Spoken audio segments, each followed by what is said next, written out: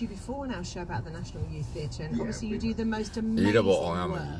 But this latest initiative, obviously, I'm not sure if you know, we have 4 children with SEND, 2 who are in special schools. So this is really interesting to us personally. Tell us what the initiative is and how it's going to work. Well, this has been really part of our focus. The last 2 years, we've been focusing on at 2 schools in London, High Shore and Samuel Rhodes. Engaging global chips shortage down so the opportunity came up with the government scheme to actually across the UK and region as well as in London. So Manchester, Leeds. Update the day no? The R2B the day logo Sasaba Pio the Lesser the day niveau. Generally, Mingalaba. The good of yours, general public comment go beyond paid Habare. General comment agent elude to a legend, Nayatonia Pumbi later. Adiga, general.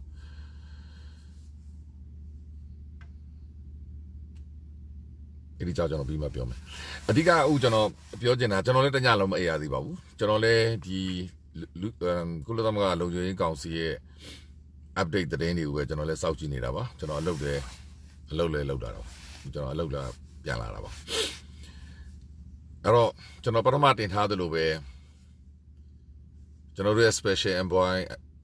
the Kulamaga Special Envoy, Mudumiga, seeing as that in Winaba, era seeing as that in Winam. Pido. Twitter in my life sharo, the Gaba is weaver, and I'll throw a man a lime lemma, the Gaba is we pit it to the Lujo Council appointment, Sanganing and Swinny the Boba. Through a little need the Bobo. Abulisoro, Yamanangama, a Pientan brutally cracked down, look all a Pientan. The example was here, Ludigo Pientan Pitani that way. UK council like that through the garbage we look it all. Kulatama Lojo Kulatamaga go Lojo Council Sanganing and seeing as that in the Kainaba. Go, General Dada Sasagani Biro, General responsible to protest of Biro, General go. I do be lobby was of your council like that, the Paramani Apetara, Lojo Council Sapore. Daria through Lotolu Nibo. At a general Piore, General Sudan Jame, I do be alone say you and call me. Arani Rusia Badrima Meau, Baba Matabu, a UN website Male, General Special Envoying up to sing his Atenas without where to change of Dane Hare, Pido the Rudeneza Shilemale Arab Yore. General UK Dama Gigale Arabe 2 Twitama Teji Hare, to Babioles or a special envoying. Mudumiga seeing as that in I do not town like day. Pido through a response they go through Swinny Jare. Discussion low de Lubiore, Bama to Mabiobu. Pido General US Gala Tung and US Tamagale Lubeta Biore. Arani General Gurale Dora Saga, General Suya, Piao and UN Special and Boy Peter to Dora Sasa yet. Tanyalo South Geneva, Tarosale, Bama Mabiobu. I may editing my Dora Saga CN in a UP lady. Chicheno Tonova, Amam Shibu. But the Dono Lotema CN Mishibu, Dinangama CN Lagamiabu, Pasampiara. Dono Ima Beshide. CN General Skyline go Pasampima, Tiluyara. I don't know Madilabu. General Elodimiani. Pido di Manega Jama Dada Sasaga to Pishma CN interview with Den Hare. Raja Nyaroa, my Ebe sounded Lumiago Janova. The special envoy me to sing that in the Adiga Achelli, Jano, Yamalu Yibi later. Toda Jonathan Yiba, Yigabare. Janoa, Amia life of Yoraba. I mean, Alon Sepu Niyama, the day to Janoera Yibi later. Emma to Diga Biora Garo. General Pure Daimeli. General the လုံခြုံရေးကောင်စီအဖွဲ့ဝင်များကတင်းကြီးညွတ်တဲ့ရက်တီပြီးအကာအကွယ်မဲ့နေသောပြည်သူများကိုကာကွယ်ပေးဖို့အတွက်အမြန်ဆုံး action လုပ်ဖို့လိုအပ်တယ်။အဲ့ဒီအကြမ်းဖက်အဖွဲ့အစည်းကိုဘယ်အချိန်ထိလွှတ်ထားမှာလဲ။အဲ့ဒါကသူကတောင်းယူခိုင်းတာပဲလေ။ responsible to protect ဆိုမပြောတာပဲရှိတယ်လေ။ तू ကကာကွယ်ခိုင်းတာပဲလေ။ defend to defenseless မြန်မာ people လေ။အကာအကွယ်မဲ့နေသောမြန်မာပြည်သူများကိုကာကွယ်ပေးဖို့သူကတကြီးတညွတ်တဲ့လုံခြုံရေးကောင်စီက urgency ပေါ့အရေးပေါ်လိုအပ်နေတယ် obligation to defend လေသူတို့တာမန်နေဆိုတော့စကားတွေကိုအမျိုးမျိုးလှည့်ပြောကြတာဒါပေမဲ့ဘယ်လိုပဲဖြစ်ဖြစ်သူကကျွန်တော်တို့ပြည်သူကာကွယ်ခိုင်းတာလေဆိုတဲ့သဘောဒီမင်းတို့လုံခြုံရေးကောင်စီကတောင်းယူရမယ်အဲ့မှာသူကထပ်ပြောရတယ်မြန်မာနိုင်ငံမှာပြည်သူတွေနဲ့သူတစ်ချိန်လုံးအဆက်အသွယ်ရှိတယ်မြန်မာနိုင်ငံပြည်သူတွေကone ဆိုတဲ့သူစကားလုံးတော့အမှန်oneဆိုတာလားစုပ်ပေါ့သူအတိတ်ပဲအတိအကျကျွန်တော်ဒေရှင်သနီမှာရှာလိုက်တော့လားစုပ်ပေါ့လားစုပ်ဆိုတော့မှိန်နေပြီမျောလင်းချက်တွေမှိန်နေပြီအဲ့ဒါလည်းသူထည့်ပြောတယ်အဲ့ဒါကသူအာတုပီတောင်းတာပဲပေါ့ဒါပေမဲ့သူတစ်ဖက်တလန်းနဲ့သူပြောတာပဲလीအာတုပီစကားလုံးတစ်လုံးမှမပါဘူးအဲ့ဒါကျွန်တော်လက်ခံတယ်ဒါပေမဲ့သူအဲ့ဒါပဲပြောတာပဲပေါ့ပြီးတော့ကျန်တဲ့တန်မတ်တွေကလည်းသူတို့ဆွေးနွေးတယ်ပဲပြောတယ်ဘာပြောလဲမပြောဘူးဘာလို့တကားပိတ်စည်းဝဲဖြစ်တဲ့အတွက်ဘယ်သူမှလည်းမသိဘူးကျွန်တော်လည်းမသိဘူးပြီးတော့ကျွန်တော်တို့ရဲ့တရားဝင် special envoy ပေါ့နော် special envoy ကဒေါက်တာဆာဆာကကျွန်တော်တို့ရဲ့တရားဝင်ပဲလीအဲ့ဒေါက်တာဆာဆာကလည်းဘာမှမပြောဘူးဆိုတော့သူလည်းမလို့အဲ့လိုမပြောတာပေါ့အဖြစ်အရှိရှင်းလေးပဲလीအဲ့တော့အဲ့ဒီမှာကျွန်တော်ထပ်ရေးထားတယ် statement လည်းမထုတ်ဘူးresolution လည်းမရှိဘူးဆုံးဖြတ်ချက်လည်းမရှိဘူးအဲ့ဒါကျွန်တော်တို့ကကောင်းတာပဲလीဘာမှမဖြစ်သေးတာကျွန်တော်တို့ကစိတ်လုံးနေတာကျွန်တော်လည်းစိတ်လုံးနေတာပါဖြစ်စေခြင်းတယ်မြင်ဖြစ်ရှင်တယ်ဒါပေမဲ့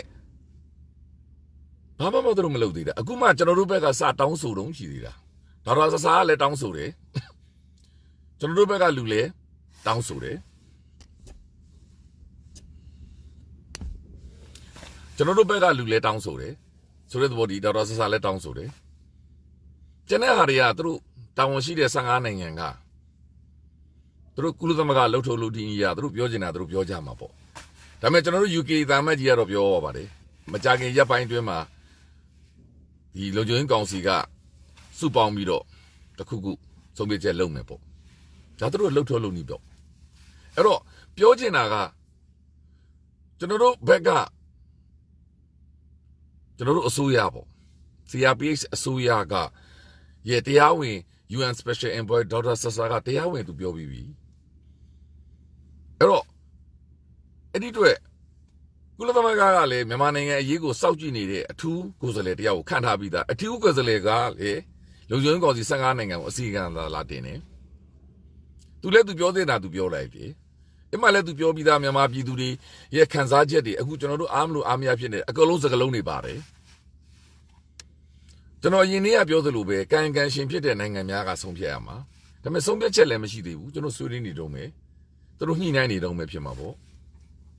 ကျွန်တော်တို့အခုဒီတခုမှအရှုံးမရှိဘူးကျွန်တော်တို့အမျက်ပဲရှိတာ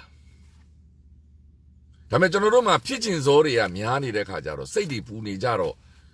စိတ်ဆန္ဒတွေတော့ရှိတယ်ပေါ့အဲ့ဒါလည်းကောင်းတယ်အဲ့ဒီ commitment ကလည်းကျွန်တော်တို့ကောင်းတယ်ဒါပေမဲ့ကျွန်တော်ပြောချင်တာကကျွန်တော်တို့ဘက်ကစပြီးတောင်းဆိုတယ်သူတို့ဘက်ကစဆွေးနေတယ်ဒါကျွန်တော်တို့အောင်ပွဲပဲကျန်တာသူတို့လို့လောက်မှာပေါ့ဒါပေမဲ့ဒေါက်တာဆာဆာက CN နဲ့အင်တာဗျူးမှာသူအဲ့ဒါကြီးထည့်ပြောသွားတယ်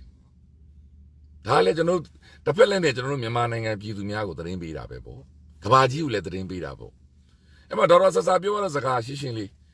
crime against humanity ဖြစ်နေတယ်ငါတို့မြန်မာနိုင်ငံဒီ responsible to protect ဆိုတဲ့စကားလုံးဒေါက်တာဆာအိမ်မှာထပ်သုံးတယ်ငါတို့ဒီ R2B လိုအပ်နေပြီအဲ့ဒီချိန်မှာ license to K ဆိုတဲ့သူထည့်ပြောတယ်ပြီးတော့ကျွန်တော်တို့တမိုင်းเจ้าနဲ့ခြီးပြီးတော့ဘယ်လောက်ထိဒီလိုတွေဖြစ်ခဲ့တယ်ဆိုတာတွေသူအကုန်ပြောတယ်ပြီးတော့ဒေါက်တာဆာဆာပေးတဲ့ message မှာ coming weeks လို့သူသုံးရတယ်မကြခင်မှာပေါ်လာမဲ့အစိုးရဆိုတဲ့သဘောဒီသ တော်တော်ဆဆလဲသူ war stage မှာတက်ပြီးတော့သူတက်ပြောနေတာသေချာတစ်ခုကကျွန်တော်အဲ့ဒီနောက်ကြောင်းလေးကိုနည်းနည်းရှင်းပြမယ် ACCM မှာအဲ့ဒီအမန်ပူဆိုတာသူက CM မှာကျွန်တော်တို့လန်ဒန်အခြေဆိုညနေတိုင်း9နာရီဆိုလာတယ်သူကဘာမှလို့ပြောရင်တော့ exit order မှာအထူး interview လုပ်တာသူဒီသတင်းကြေညာတာမဟုတ်ဘူးကဘာမှာလက်ရှိဖြစ်နေတဲ့ကိစ္စတွေများနဲ့ပတ်သက်ပြီးကဘာခေါင်းဆောင်များကိုတစ်ချိန်လုံး interview လုပ်နေတာသူရဲ့တက်တန်းမှာကဘာလုံးမှာသူ interview မလုပ်ဘူးလို့တရားမှမရှိဘူးဒေါ်ဆောင်စုကြည်လည်းလုပ်ဘူးလေသူနဲ့မာလာလုပ်ဘူးတယ်ရှိသမျှအမေရိကန်သမ္မတရှိသမျှခေါင်းဆောင်အီရန်ဝန်ကြီးချုပ်ဘူဂျိုကြီးတကဘာလုံးကခေါင်းဆောင်တွေနိုင်ငံရေးသမားတွေထင်ပေါ်ကြော်ကြားတဲ့လူတွေလွှတ်တော်အမတ်ကြီးတွေတထေးကြီးတွေအဲ့လိုလူတွေနဲ့သူကအင်တာဗျူးလုပ်နေတာအဲ့ဒီ CN အမန်ဘူးအင်တာဗျူးမှာဒေါက်တာဆဆာကိုအင်တာဗျူးတာသူတို့ဘောဒီဒေါက်တာဆဆာဒီ Wall Street ကိုရောက်နေပြီကဘာဇက်ကုံပေါ်ရောက်နေပြီလိုအပ်တဲ့ကျွန်တော်ပြောတာရိုးရိုးသတင်းတွေမှာကသူတို့လိုအပ်တဲ့ activist တွေကိုခေါ်ပြီးအင်တာဗျူးတာဒါကသတင်းကြေညာရင်းနဲ့ပြောတာဒါပေမဲ့အမန်ဘူးကကျတော့အဲ့လို special ပုဂ္ဂိုလ်များကဘာထင်ပေါ်ကြော်ကြားသောပုဂ္ဂိုလ်များနဲ့အင်းနိုင်ငံမှာဖြစ်ပျက်နေတဲ့ကိစ္စများကို तू ကဆိုတဲ့သဘောတည်းကျွန်တော်ပြောချင်တာကတရားဝင်ပြောရေးဆိုခွင့်ရှိတဲ့သူများနဲ့ပဲ तू ကအင်တာဗျူးတာ activist လောက်နဲ့ तू ဘယ်တော့မှအင်တာမဗျူးအဲ့တော့ဒေါက်တာဆဆာဟာအဲ့လောက် Wall Street ကိုရောက်နေပြီဆိုတဲ့သဘောတည်းကျွန်တော်တို့ဘက်ကနိုင်နေပြီစိတ်ပိုင်းဆိုင်ရာရောတန်တမန်ရေးရရောကျန်တဲ့ဟာကတော့သူတို့ကုလသမဂ္ဂဆိုတာသူတို့လုံးမှာပဲလေကျွန်တော်တို့ကလည်းကျွန်တော်တို့လုံးမှာပဲပေါ့ဘယ်နေ့ပါအစည်းအဝေးထက်လုံးမယ်ဘာလုံးမယ်ကျွန်တော်လည်းမသိဘူးဒေါက်တာဆဆာလို့ပြောပါလိမ့်မယ်သူတို့ကျွန်တော်တို့မှာဒေါက်တာဆဆာတရားလုံးရှိနေတယ်သူလိုအပ်ရင် तू page မှာ तू တက်ရေးမယ်သူ page မှာတက်ရေးတာအားလုံးဒီအတီးပဲဒါပေမဲ့ကုလသမဂ္ဂဆိုင်ရာ special envoy ကလည်း तू ပြောစရာရှိတာမမပြည်သူရဲ့သတင်းစကားတွေအားလုံး तू ကြားတယ်မြန်မာနိုင်ငံပြည်သူတွေနဲ့ तू solidarity သွေးစည်းညီညွတ်မှုရှိတယ်အဲ့ဒီအတွက်မင်းတို့လုံခြုံရေးကောင်စီ15နိုင်ငံကဘာလုပ်နေတာလဲလုပ်စရာရှိတာလုပ်တော့ဒါ तू ပြောတင်တာ तू ပြောပေးတယ်ဒါပေမဲ့ကျွန်တော်ပြောသလိုကန်ရှင်နိုင်ငံများကဆုံးဖြတ်ရမှာအဲ့လုံခြုံရေးကောင်စီမှာကျွန်တော်ပြောသလိုဗီတို9နိုင်ငံရှိနေသူတို့ကမိန်နေဒါတော့ကျွန်တော်တို့ရင်ဝင်ရင်ဆိုင်ရမှာဖြတ်ကိုဖြတ်တန်းရမယ်အခက်အခဲပဲ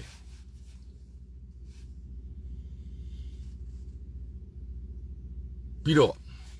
အမေရိကန်နိုင်ငံသား policy ပေါ့အမေရိကန်ကသူ့နိုင်ငံသား policy သူချပြီးသွားတာသို့တော့ဥပမာလူတယောက်ဒီစီးပွားရေးလုပ်ငန်းတစ်ခုလုပ်တော့မယ်စီးပွားရေးလုပ်ငန်းတစ်ခုလုပ်မယ်သူမှကိုယ်ပိုင်ဒီပညာလည်းမရှိချင်ဘူးကိုယ်ပိုင်လည်းမလုပ်ချင်ဘူးအရာရာသူများအားကိုးတယ်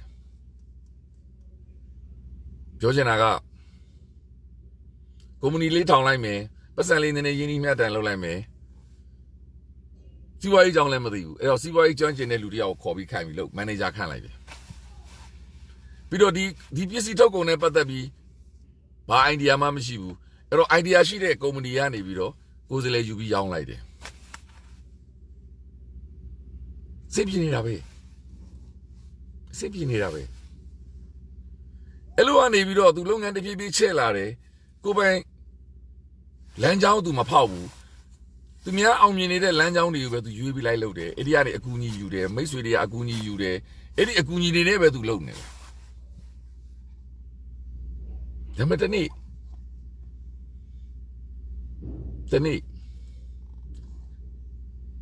ကုမ္ပဏီကြီးပွားလာတဲ့အခါကျတော့သူအဲ့လိုအားကိုးနေတဲ့အဲ့ဒီသူ့မန်နေဂျာပဲကုမ္ပဏီကိုသိမ်းလိုက်တာဒါဒီစီးပွားရေးလောကမှာအများကြီးဖြစ်တာပြီးသားပြီးတော့ခဏတော့ကသူအားကိုးနေတဲ့ဒီပညာပေးတဲ့ကုမ္ပဏီတွေသူများကယူရိုးတဲ့ကုမ္ပဏီတွေကသူ့ကိုမပေးတော့ဘူးဆိုရင်လေသူ့မှာရောင်းစရာမရှိတော့ပြန်ဆိုလိုချင်တာကကျွန်တော်တို့ကဒါဆိုရင် Facebook ကသူ့ထွင်လိုက်တာသူ့ brand သူရှိတယ်အဲ့အနေမှာသူ့ဟာသူ brand ရှိပြီးသူ့လုပ်ငန်းစဉ်သူ့ဟာသူရှိပြီးမှသာလင် ကျွမ်းကျင်တဲ့ဒီ CEO ကိုငှားတာပြီးမှအဲ့ဒါလိုအပ်တဲ့တခြားနည်းပညာတွေဥမာ Facebook လုံးမဲ့အတွက်နည်းပညာတွေကွန်ပျူတာနည်းပညာ software တွေကိုတခြားကုမ္ပဏီသေးတွေကဝယ်တာဒါပေမဲ့သူ့ရဲ့ main သူ့နည်းပညာကိုတော့ဒီ Facebook သုံးမဲ့ဆိုတဲ့နည်းပညာကတော့ဘယ်သူမှလုပ်လို့မရဘူး तू ကလွယ်ဘယ်သူမှမသိဘူးထုံနေလေကောင်ဓမ္မောက်ရောက်တဲ့လူတွေဥပမာဘာလို့သူတို့ဓမ္မောက်တွေနာမည်ကြီးတယ်လဲအဲ့ဒီစက်တဲ့နည်းပညာကို तू လျှို့ပတ်ထားတာလူတိုင်းဓမ္မောက်ရောက်နေတာပဲလူတိုင်းဓမ္မောက်တွေချက်တက်တာပဲကျွန်တော်တို့လားကျွန်တော်တော့ချက်တက်တည်တဲ့ဓမ္မောက်ဒါပေမဲ့ကျွန်တော်တက်ရောက်နာမည်ကြီးမှာမဟုတ်ဘူးလေဒါပေမဲ့ကျွန်တော်ဓမ္မောက်ဆိုင်ဖွင့်ပြီးကျွန်တော်လည်းမလုပ်တဲ့လူပဲကျွန်တော်ခေါ်တာအချိန်တိုင်းအဲ့ဒီလူပဲအိတ်ဆိုင်ကိုသိမ်းလိုက်မှာပဲပေါ့ပြောချင်တာကကျွန်တော်တို့ကကိုလန်းကိုဖောက်ရမှာသူများတွေကပဲတစ်ချိန်လုံးအကူအညီယူမယ်သူများနည်းပညာအချိန်တည်းအဲ့သူများကိုစီကိုဟာကိုကုမ္ပဏီလာသိမ်းသွားမှာပဲလို့ Facebook တီထွင်ထားတဲ့လူလိုပဲကိုမှ software ရှိရမယ်အဲ့ဒီ Facebook ရဲ့သဘောတဘာဝကိုလုပ်ပြီးမှလိုအပ်တဲ့အထောက်အပံ့တွေကိုအကူအညီယူမှာမရရင်လည်းကို software နဲ့ကိုသွားမှာဆိုတဲ့သဘောဒီကျွန်တော်တို့ဒီကိုလန်းကိုဖောက်ဖို့အတွက်ကျွန်တော်တို့မှာ CRPH ဖြစ်နေရှိနေပြီကျွန်တော်တို့မှာမကြခင်ပေါ်လာတော့မဲ့အစိုးရရှိနေပြီအဲ့ဒီအစိုးရတာဝန်ရှိသူများကဥဆောင်ပေးရမှာလေကျွန်တော်တို့ကသူတို့ဥဆောင်မှုနောက်ကိုပျော်ပျော်ပါးကြီးလိုက်ပါရုံပဲဆိုတဲ့သဘောဒီဥဆောင်တဲ့လူများကနီးမျိုးစုံနဲ့ဥဆောင်နေပြီးတော့ကျွန်တော်တို့ကအနေတိုင်းစိတ်သက်ကြနေစရာမှမလိုတာကျွန်တော်တို့ကနေတိုင်းစိတ်ပူနေစရာမှမလိုလားကျွန်တော်တို့ကိုစားဒေါက်တာဆဆာဥဆောင်ပေးနေတယ်ဒေါက်တာဆဆာစိတ်ပူပေးနေတယ်ကျွန်တော်တို့ကိုစားနိုင်ငံတကာတန်တမန်တွေနဲ့ဆက်ဆံဖို့ဒေါက်တာစင်မအောင်စိတ်ပူပေးနေတယ်ဒေါက်တာစင်မအောင်လှုပ်ဆောင်နေတယ်ကျွန်တော်တို့ကိုစားကျွန်တော်တို့ရဲ့ကျန်းမာရေးကိစ္စတွေကာကွယ်ဆေးထိုးမဲ့ကိစ္စတွေကျောင်းကိစ္စတွေဒေါက်တာဆိုဝေဆိုလုပ်ပေးနေတယ်ကျွန်တော်တို့ကိုစားအခွန်ကိစ္စတွေကိုဟိုတနေ့ကကြီးညာတယ်ဆိုတဲ့သဘောဒီကျွန်တော်တို့မှာကျွန်တော်တို့သွားခြင်းနဲ့ brand ရှိနေပြီအဲ့ဒီ brand ကိုပေါက်ဖို့အတွက်လိုအပ်တဲ့အထောက်အကူတွေကိုအဲ့ဒီသက်ဆိုင်ရာလူတွေကကျွန်တော်တို့သွားနေပြီကျွန်တော်တို့ကနောက်ကိုရနေ support လုပ်ဖို့ပဲလိုတာဟာမနေ့ပြကြရင်တော့တော့မှာပဲငါလူတွေတည်တော့မှာပဲငါတို့ကရှုံးတော့မှာပဲကျွန်တော်ဆိုတဲ့သဘောဒီအရှုံးမပြောချင်းအနိုင်တော့မှာကျွန်တော်တို့သွားမှဒီနိုင်ဖို့ပဲရှိတယ်ဒါတစ်ချက်သူများကိစ္စကျွန်တော်တို့မစင်စားဘူးကိုဘာလုပ်ရမလဲစဉ်းစားမှာ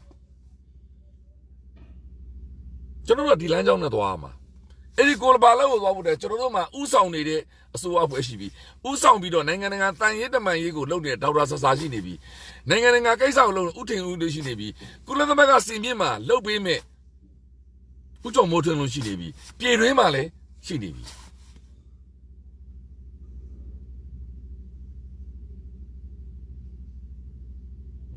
ကျွန်တော်တို့ဒီစုပေါင်းဥဆောင်နေဘူးကနေပြီးတော့မကြခင်ကျွန်တော်တို့ဒီပေါ်လာမဲ့အစိုးရရဲ့ဥဆောင်မှုအောက်ကိုသွားတော့မှာကဘာမှာနိုင်ငံတိုင်းလွတ်လပ်ရေးတိုက်ပွဲတွေမှာကုလသမဂ္ဂလုံခြုံရေးကောင်စီကဝင်ရောက်လုပ်ပြီးလို့လွတ်လပ်ရေးရတဲ့နိုင်ငံတနိုင်ငံမှမရှိဘူးကျွန်တော်တို့တစ်ခါမှမကြဘူးတွန်းကလုံခြုံရေးကောင်စီကဝင်ပါပေးလို့လွတ်လပ်ရတဲ့နိုင်ငံကျွန်တော်တခုမှမကြဘူးသူတို့ကကူညီပေးမှပဲရှိတာကမ္ဘာလွတ်လပ်ရေးသမိုင်းတွေအခုနိုင်ငံတွေအသစ်တွေပေါ်လာတာအားလုံးကုလသမဂ္ဂဝင်လုပ်ပေးလိုက်လို့ UN တက်ကြီးလာလိုက်လို့ US တက်ကြီးလာလိုက်လို့တခါမှကျွန်တော်မကြဘူးတေချာတခုကတော့ US တက်တွေ Alliance တက်တွေလာလိုက်တဲ့အတွက်တိုင်းပြည်တွေပြိုကွဲပြီးစစ်တလင်းပြည်တွေဖြစ်ပြီးစီးရီးယားနိုင်ငံသားသန်းကတော့ဥရောပမှာတောင်းသားဖြစ်နေပြီလီဗျားနိုင်ငံဂဒါဖီမှာနှစ်ချမ်းကွဲပြီးတော့အခုထိမပြီးနိုင်သေးဘူးမြင်အောင်ကြည့်ကြပါတေချာညံကိုလွှာပြီးစဉ်းစားပါကျွန်တော်တို့လိုလားတော့ကျွန်တော်တို့အရေးကိုဆောင်ရွက်ပေးမောနိုင်ငံရေးဥဆောင်မှုကျွန်တော်တို့မှာအပြည့်ရှိနေပြီ သူတို့ရဲ့နိုင်ငံရေးရည်မှန်းချက်တွေကိုလည်းပြပြသားသားပြောထားပြီးပြီနိုင်ငံတကာတန်ရေးတမန်ရေးကိစ္စကိုလည်းပြောနေပြီနိုင်ငံတကာစင်မြင့်မှာကိုဒေါက်တာဆာဆာရောက်နေပြီစီယန်ကအမှန်ပူနဲ့အင်တာဗျူးဆိုတာကမ္ဘာခေါင်းဆောင်မှဗျူးလို့ရတာကမ္ဘာမှာသူ့နိုင်ငံမှာအလွန်အမတန်အရေးပါသောပုဂ္ဂိုလ်များငြိမ်းချမ်းရေးနိုဘယ်ဆုရှင်များကမ္ဘာမှာထင်မောကျော်ကြားသောစာရေးဆရာကြီးများသိပ္ပံပညာရှင်ကြီးများလွှတ်တော်အမတ်ကြီးများမင်းကြီးမင်းသားများဘုရင်တွေဘုရင်မတွေမင်းသားတွေ prince တွေ princess တွေသူတို့လူတွေပဲအမှန်ဘူးကတစ်ကမ္ဘာလုံးမှာ view နေတာခင်ဗျာနာမည်ကြီးအဲ့ဒီအတွက်ဒေါက်တာဆာဆာနဲ့အင်တာဗျူးကျွန်တော်မနေ့ကပြောပြီးသားလေမနေ့က CNN သတင်းမှာဟိုက license to kill ဆိုတာပြောနေပြီးတော့အဲ့နောက်မှာစကားတွေအများကြီးလာနေပြီအဲ့ဒီအတွက်ဒေါက်တာဆာဆာကိုချက်ချင်းခေါ်ပြူတာဒေါက်တာဆာကလည်းချက်ချင်းလက်ခံတာသဘောဒီဒေါက်တာဆာရဲ့အင်တာဗျူးမှာကျွန်တော်အမှတ်မမှားဘူးဆိုရင်ကျွန်တော်လည်းတင်ထားပါတယ်ဒေါက်တာဆာလည်းတင်ထားပါတယ်အမှဝင်ပြီးနားထောင်ကြည့်ကြပါအနာမသိရင်ညကဦးကျွန်တော်ပေါ်လာမယ်2020ရွေးကောက်ပွဲမှာဒေါက်တာဆာဆာဒီအလွန်အမတန်မြင့်မာသော senior official ရာထူးကိုယူဖို့အတွက်သူတို့ပြင်ဆင်ထားပြီးသားတဲ့ဒေါက်တာဆာကိုယ်တိုင်မှပြောထားတာနော်အနာသိတဲ့မနေ့မှာဖြစ်လာတဲ့အခါမှာမှသူဒီနိုင်ငံတကာကိုထွက်ပြီးရင်ဆိုင်ရတော့မှာဆိုတဲ့အတွက်အေးရနေပြီးတော့သူထွက်ပြေးသွားတာ3ရက်ကြာတယ်3ရက်နဲ့3ညကြာတယ်ဆိုတော့ဘောဒီ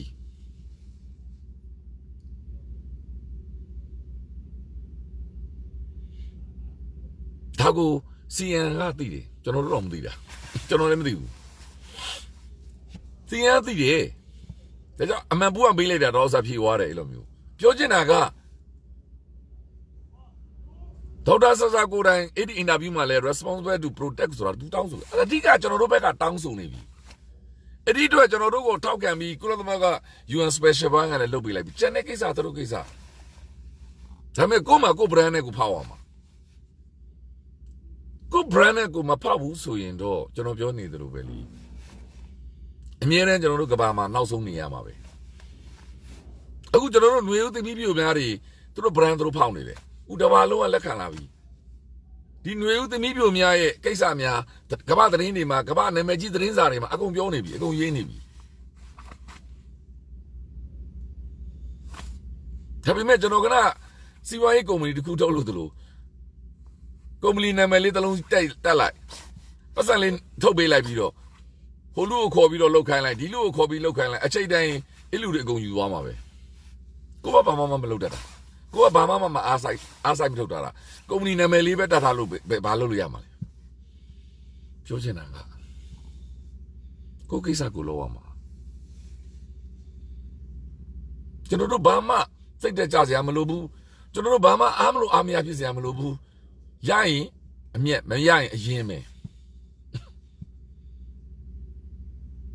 ကိုကိစ္စကိုလောက်ရမှာအဲ့ဒီအတွက်လေကိုကိစ္စကိုလောက်ဖို့အတွက်ကျွန်တော်တို့ CRPH အစိုးရကြီးပေါ်နေပြီဒေါက်တာဇော်ဝေဆိုတော့အမိတ်တွေထုတ်နေပြီညွှန်ကြားချက်တွေပေးနေပြီ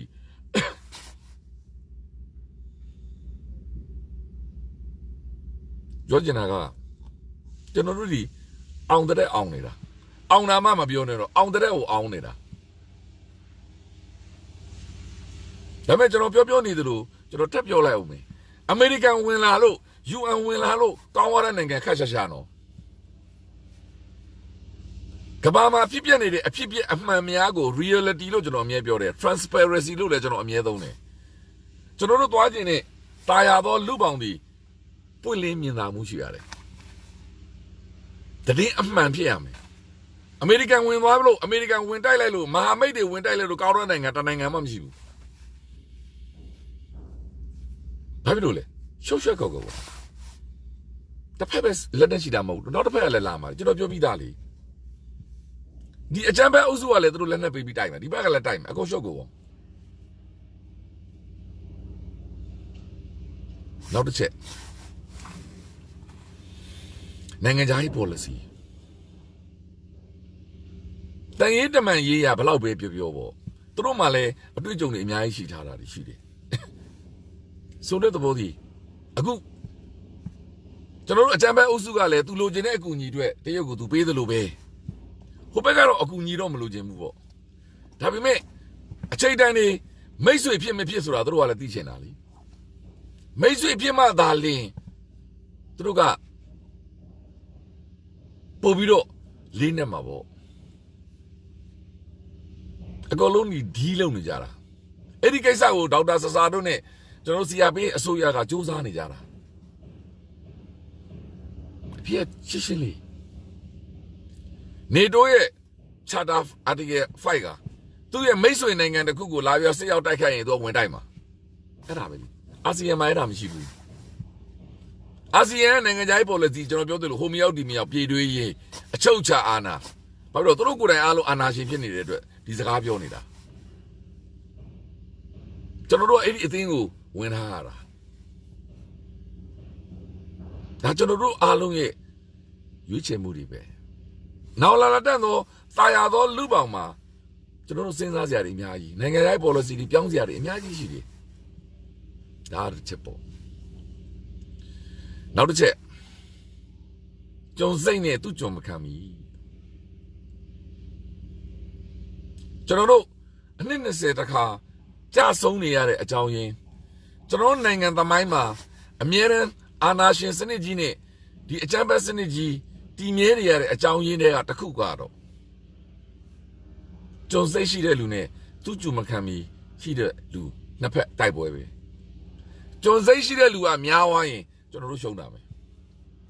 သူ့ကြုံမခံမီဆိုပြီးတော့လွတ်လပ်ရေးလိုချင်တဲ့လူတွေကိုယ်အနာဂတ်ကိုယ်ကြမ္မာကိုဗန်နေကြီးတဲ့လူများလာပြီဆိုရင်တော့ကျွန်တော်တို့နိုင်ပါပဲရိုးလေးပဲမိမိကိုဖမ်းနိုင်တဲ့လူမိမိကိုယာဒူးပေးနိုင်တဲ့လူမိမိကိုကြီးပွားအောင်လုပ်ပေးနိုင်တဲ့လူမိမိကိုထောင်ချနေတဲ့လူကိုဆရာတင်မဲ့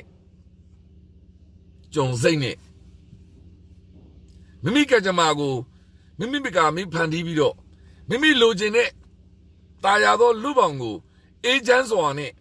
တိဆောက်ခြင်းနဲ့သူ့ကြုံမခံမီဖြစ်တော်လွတ်လပ်ရေးစိတ်တဲ့တိုက်ပွဲပဲဒီနေရာမှာကျွန်တော်ဥပမာနှစ်ခုနဲ့ပေးပါမယ်အဲ့ဒါလေကျွန်တော်ကိစ္စမဟုတ်ပါဘူးဒီမနေ့ VOA သတင်းမှာပြောရတဲ့သတင်းတွေရတယ်ကျွန်တော်ကောက်တက်တာမှာပါဘာလို့သတင်းလာနေသည်နိုင်ငံတကာ International Women Day ပါအဲ့ဒါနဲ့ပတ်သက်ပြီးမုံယာက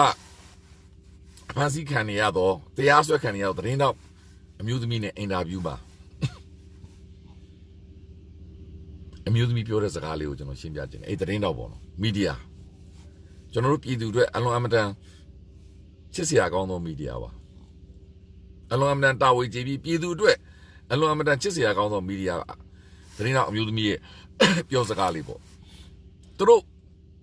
မုံယာမှာညဘက်မီလာရှို့တော့စစ်တပ်ကရှုပ်ခိုင်းတယ်ဆိုပြီးသူတို့မိထားတယ်အဲ့ဒါအိတ်ကလေးကိုသူတို့စစ်ဆေးတဲ့အချိန်မှာသူကမီဒီယာဖြစ်တဲ့အတွက်သူအဲ့ဒါကို live လွှင့်ပြီးတော့ interview သူလွှင့်လိုက်တယ်ကြည့်တဲ့လူကလည်း3သန်းလောက်ရှိတယ်လို့ပြောတယ် viewer ကဒါပေမဲ့သူကမီဒီယာဖြစ်တဲ့အတွက်သေချာအောင်ဆိုပြီးတော့ရဲစခန်းမှာသွားပြီးတော့စစ်တပ်ကအဲ့လူကိုတကယ်လွှတ်လိုက်ရမလွှတ်လိုက်သူကသမေးတယ်တဲ့မေးတော့ရဲစခန်းကသူ့ကိုတခါတည်းဖမ်းလိုက်တယ်သူ့ကို905ကကြီးနဲ့တခါတည်းတရားစွဲလိုက်တယ်ပြီးတော့သူ့ကိုအခု350နဲ့ပုံမှန်ဆိုရင်905ကကြီးကတဲ့အာမခံပေးလို့မရဘူးဒါပေမဲ့350နဲ့အာမခံပေးလိုက်တယ်နောက်တစ်နေ့ကျတော့သူ့ကိုရဲစခန်းခေါ်တယ်အခန်းထဲမှာတက်ကတာဝန်ရှိတဲ့လူတယောက်နဲ့စကားပြောရတယ်တက်ကတာဝန်ရှိတဲ့လူကလည်းယာဒူးလည်းမပြောဘူးဘာမှမပြောဘူးသူ့ကိုပြောတယ်မင်းတောင်းပန်ရမယ်မှားတယ်ဆိုပြီးပြောရမယ်ငါတို့အဲ့ဒါကိုမြဝတီကဒရိုက်ထုတ်လွှင့်မယ်အဲ့မှာသူကပြောလေကျွန်မမတောင်းပန်နိုင်ဘူးဒါအမှန်တရားလိုက်လွှင့်တာကိုလည်းကျွန်မလက်မခံဘူးကျွန်မပြောနေတာအားလုံးအမှန်တရားဒါဒီအရှိကိုအရှိတိုင်းပြောတာကျွန်မတို့ဒီကလေးကလည်းသူ့အစစ်ခံလို့တိုင်းကျွန်မတို့ပြောတာ နောက်တော့အခုဖြစ်ပြနေတာလဲဒါအမှန်တရားပြောမှမလိမ့်နိုင်ဘူးရှိတာကိုရှိတဲ့အတိုင်းပြောမှာပြည်သူတွေခံစားနေရတာကိုခံစားနေရပြောမယ်ဒါဆိုရင်โอเคမင်းတို့ငါတို့တက်ကိုတောင်းပန်စရာမလိုဘူးတူဦးချင်းနေနေပဲမင်းတောင်းပန်အဲ့ဒါလည်းမလုပ်ပြနိုင်ဘူးဒါဆိုမင်းတို့ငါတို့တောက်ကြမှာကြိုက်တာလို့အဲ့ဒါဆိုရင်ဘယ်သူနဲ့အဆက်အသွယ်လုပ်တယ်ဆိုပြီးတော့ဖုန်းကိုယူလိုက်တယ်တဲ့ဖုန်းကွန်တက်တွေပြန်တောင်းတာဒါကျမရဲ့ personal ခွင့်ဘယ်လိုမှတောင်းလို့မရအခုဖုန်းရောသူ့ရဲ့ဒီကင်မရာရောသူ့ရဲ့ဒီ media license အကုန်သိမ်းလိုက်တယ်အဲ့ဒါသူ့ကြုံမခံစိတ်ခင်ဗျ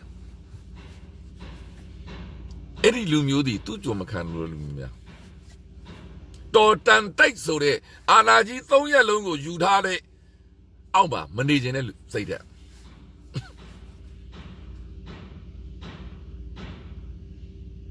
ကြုံစိတ်ရှိတဲ့လူမျိုးမနေ့ကမီဒီယာမှာပြန့်နေသောနော်ဝေးနိုင်ငံသားမတ်ကြီးနဲ့ကျွန်တော်တို့တမတ်ကြီးထွက်လာတဲ့ချိန်ပြောဆိုတဲ့အပြောဆိုစကားများအဲ့ဒါကြုံစိတ်လေ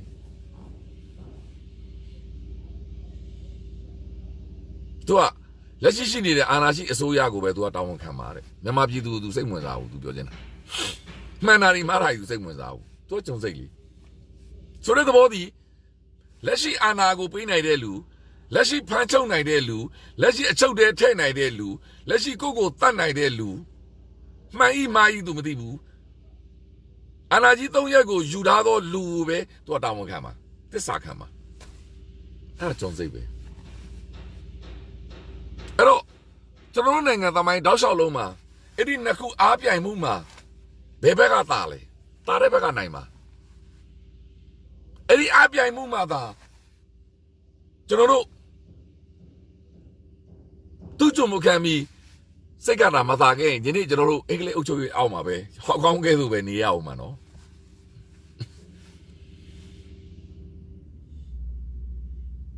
ကဘာမှာဘယ်ကိုလိုနီကပြည်သူကမတောင်းဆိုပဲနဲ့ရော့မင်းတို့တော့ငါတို့အုပ်ချုပ်တာဝါသွားပြီဟေ့ရော့မင်းတို့ပြန်နိုင်ငံပြန်ယူတော့ငါတို့လွတ်လပ်ရေးပေးတယ်မင်းတို့အုပ်ချုပ်လို့ပြောတော့နိုင်ငံကိုလိုဒီအုပ်ချုပ်သူများရှိဘူးလားထိုနည်း၎င်းပဲကဘာမှာဘယ်ဘရင်စနစ်ကများကဲငါတို့ဘရင်စနစ်တော့အုပ်ချုပ်တော့ဝါသွားပြီဟေ့ငါတို့လည်းစားလို့လည်းဝါပြီငါတို့တော်ဝင်တွေးလည်းမလို့တော့ဘူးဟေ့ရော့မင်းတို့ပြည်သူတွေကိုယ့်အုပ်ချုပ်တော့လှုပ်ချင်တာလှုပ်တော့လို့ပြောတာကြားဘူးလားတနိုင်ငံရှိလားထိုနည်း၎င်းပဲကဘာမှာဘယ်စစ်အာဏာရှင်ဒီတရှိလို့ခေါ်တော့အာဏာရှင်တွေက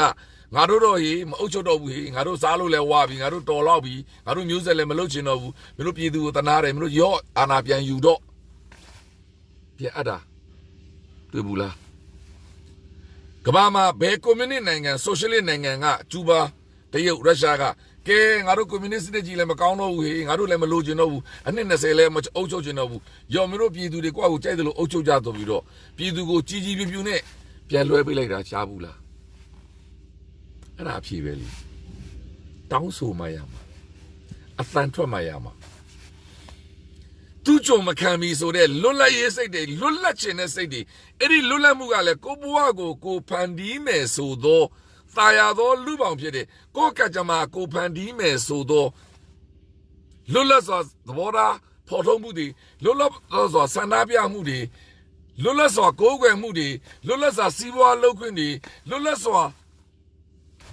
လုံခြုံမှုတွေ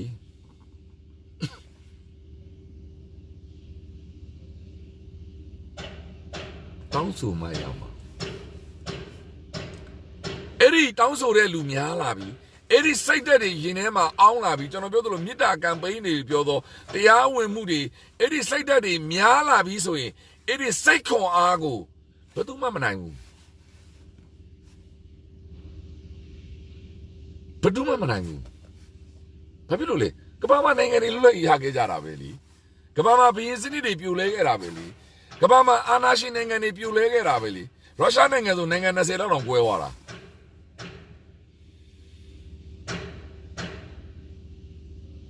ဘယ်တော့မှမနိုင်ဘူးဒါဆိုရင်တေချာတာတခုကကျွန်တော်တို့ကလမ်းမှန်ရောက်နေပြီဒါပေမဲ့သွားမဲ့လမ်းကြောင်းကွာတယ် ကျွန်တော်ပြောနေသလိုရန်ကုန်ကနေနေပြည်တော်သွားတာရန်ကုန်ကနေမန္တလေးသွားတာရန်ကုန်ကနေနယူးယောက်သွားတာရန်ကုန်ကနေလန်ဒန်သွားတာသင်္ဘောနဲ့လည်းသွားလို့ရတယ်အခုခေတ်မှာဆိုရွက်လီနဲ့လည်းသွားလို့ရတယ်ဘာဖြစ်လို့လဲဆိုတော့ကျွန်တော်တို့သွန်းဘယ်ရီတွေတော့ဆွီဒင်ကနေပြီးတော့နယူးယောက်ကိုရွက်လီနဲ့သွားတာသူကလိမ်ပြန်မစည်းဆိုပြီးတော့ကမ်ပိန်းလုပ်တာရန်ကုန်နေပြီးတော့ဆိုလှဲနဲ့လည်းသွားလို့ရတယ်လမ်းလဲလျှောက်သွားလို့ရတယ်ပြေးလို့လည်းရတယ်စိုက်ကားနဲ့လည်းသွားလို့ရတယ်စက်ပိန်းနဲ့လည်းသွားလို့ရတယ်တုတ်တုတ်နဲ့လည်းသွားလို့ရတယ်မော်တော်ဆိုင်ကယ်နဲ့လည်းသွားလို့ရတယ် high speed ကားတွေနဲ့လည်းသွားလို့ရတယ် sport ကားတွေနဲ့လည်းသွားလို့ရတယ် husky နဲ့လည်းသွားလို့ရတယ်သင်္ဘောနဲ့လည်းသွားလို့ရတယ်လိမ်ပြန်နဲ့လည်းသွားလို့ရတယ်သွားတဲ့လမ်းကြောင်းမတူဘူးအဲ့ဒီသွားတဲ့လမ်းကြောင်းမှာစီးလုံးညီညွတ်မှုနဲ့ခွန်အားကပို့ပြီးတော့အားသာတာဥဆောင်မှုရှိတာနိုင်ငံရေးဥဆောင်မှုရှိရမယ်စီးလုံးညီညွတ်မှုရှိရမယ်တနိုင်ငံလုံးကနိုင်ငံသူနိုင်ငံသား54သန်းလုံးကဒါငါတို့အရေးငါတို့လောက်ရမယ်ဟိငါတို့ဒါတွေလိုချင်နေပြီဆိုတဲ့စိတ်ဆန္ဒကအဓိကအဲ့ဒီစိတ်ဆန္ဒနောက်မှာမှသွားတဲ့လမ်းကြောင်းတွေနိုင်ငံရေးရွေချက်တွေနိုင်ငံရေးဥဆောင်မှုတွေအစိုးရအဖွဲ့တွေအစိုးရအဖွဲ့ဆိုတာအစိုးရအဖွဲ့ပြီးသွားရင်ကျွန်တော်ပြောသလိုအစိုးရအဖွဲ့နဲ့ဆိုတော့ဟာနဲ့အင်္ဂါညီညွတ်အောင်လက်နက်ကိုင်ဖွဲ့စည်းရှိရမှာအစိုးရဖွဲ့တဲ့လူတွေသိမှာပေါ့မသိစရာအကြောင်းပါရှိမှာလေအဲ့ဒီကိစ္စသူတို့ဖန်တီးမှာပေါ့ကျွန်တော်တို့ပြည်သူကဘာပူပေးစရာလူလဲကျွန်တော်တို့မလုပ်တက်လို့ကျွန်တော်တို့အစိုးရတင်ထားတာကျွန်တော်တို့မအုပ်ချုပ်တက်လို့ကျွန်တော်တို့တို့ကိုမဲပေးထားတာကျွန်တော်တို့နိုင်ငံတကာအကူအညီမယူတက်လို့တို့ကိုကျွန်တော်တို့ကတန်တမန်တွေခန့်ထားတာအဲ့လိုပဲကျွန်တော်တို့လိုအပ်ရင်ပြန်လည်တိုက်ခိုက်ဖို့လက်နက်တွေကျွန်တော်တို့မရှာဖွေတက်လို့တို့ကိုနိုင်ငံတကာမဟာမိတ်တွေအတွက်လွှတ်ထားတာကျွန်တော်တို့ပြည်သူကတို့လှုပ်တာကိုအားပေးရမယ်ထောက်ခံရမယ်တင်ပြီးသွားပြီလေတို့လှုပ်နေတာကျွန်တော်တို့အားပေးရမှာဒါပေမဲ့ကျွန်တော်ပြောသလိုကြုံစိတ်များနေရင်တော့ကျွန်တော်နိုင်ငံဘယ်တော့မှမလုပ်လက်ဘူးကျွန်တော်တို့လူအဖွဲ့အစည်းဘယ်တော့မှမလုပ်လက်ဘူးဘာဖြစ်လို့လဲတော်တန်တိုက်ဆိုတဲ့အာဏာကြီး3ရက်လုံးကိုပဲကင်ထားသောလူတွေရဲ့အောက်မှာနေကျင်တာဒုမဟုတ်လက်နဲ့ချတာဒုတိမဟုတ်စိတ်တုံးချလိုက်တာဒါမျိုးဖြစ်နေလို့ကတော့ဘယ်တော့မှကျွန်တော်တို့လူချင်းနဲ့ပိုင်းနိုင်ကိုမရဘူးဘယ်တော့မှလည်းတာယာတော်လူပေါင်းဒါကြောင့်ကျွန်တော်ပြောတယ်အရေးတော်ပုံအောင်ရမယ်ဘာဖြစ်လို့လဲယနေ့မြန်မာနိုင်ငံအခင်းကျင်းသည်ကျွန်တော်တို့သူ့ကြုံမခံပြီဆိုတော့စိတ်ဓာတ်များအပန်ထွက်ရမယ်ဆိုတဲ့စိတ်ဓာတ်များကျွန်တော်တို့ကိုဥဆောင်နေမဲ့တက်ဦးကနေပြီးတော့အစိုးရအဖွဲ့တန်တမန်များအကုန်ရှိနေပြီပြည်သူတွေလည်းရှိနေပြီအောင်ကိုအောင်ရမှာဘာဖြစ်လို့လဲကျွန်တော်ပြောသလိုကျွန်တော်တော့အခုညဘက်အလုပ်လို့ကျွန်တော်ဘာမှမဟုတ်ဘူးကျွန်တော်လည်းမသိဘူးတကားပိုက်အစည်းအဝေးမှာဘာတွေပြောတာကျွန်တော်ဘယ်လိုလုပ်သိပါလဲဒေါ်လာဆဆရာမပြောရင်ကျွန်တော်ဘယ်လိုမှသိစရာအကြောင်းကိုမရှိဘူးအနားတော်မရဘူး UN ထဲကိုရောက်လည်းမရောက်ခြေလည်းမချဘူးမြင်လည်းမမြင်ဘူး UN ရှိမှတော့နယူးယောက်သွားတော့ဓာတ်ပုံသွားရိုက်ဘူးတယ်ဒါတော့ကိုရိုက်ချင်တဲ့နေရာရိုက်လို့မရလို့တော့အဝေးကြီးသွားတာရဲတွေမောင်းထုတ်လို့အဲ့တော့အင်းကြီးကကုလသမဂ္ဂကျွန်တော်သွားတဲ့နေ့ကအထွေထွေညီလာခံဖွင့်ပွဲကမ္ဘာခေါင်းဆောင်တွေအကုန်ရောက်နေတော့အဝေးကြီးကနေကျွန်တော်သွားတာဓာတ်ပုံရိုက်လို့မရခဲ့ဘူး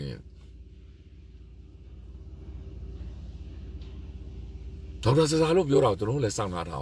သတင်းမီဒီယာတွေပြောတာတွေ Twitter တွေမှာပြောတာကိုတက်ကြည့်ရတာဒါပေမဲ့အထက်မှာဘာပြောလာကျွန်တော်လည်းမသိဘူး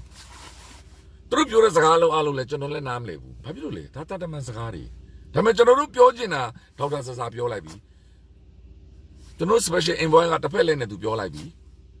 ကျန်တဲ့ကိစ္စသူတို့ဆုံးဖြတ်လိမ့်မယ်ဒါပေမဲ့တေချာတကူကမဆုံးဖြတ်သေးတဲ့ညင်းတာလည်းမဟုတ်ဘူးမညင်းတာလည်းမဟုတ်ဘူးကျွန်တော်တို့ဘာမှအခုဒီမနေတာဘူးကျွန်တော်လှုပ်ရှားရှိတာဆက်လက်ရုံပဲကျွန်တော်ပြောနေသလိုပဲအောင်ကိုအောင်ရမယ်ဆိုတဲ့အောင်တိတ်အောင်နမိတ်နဲ့အောင်စိတ်ဓာတ်ရှိနိုင်ကိုနိုင်ရမှာနိုင်လဲနိုင်နေပြီမာဂျူရီမီးတွေကလင်းနေပြီထိတ်လင်းတော့မှာဒါကြောင့်အားလုံးအောင်တိတ်အောင်နမိတ်နေနဲ့အောင်ကိုအောင်ရမယ်လို့ပြောကြလို့ရင်အရေးတော့ဘုံအောင်ရမှာပါမင်္ဂလာပါ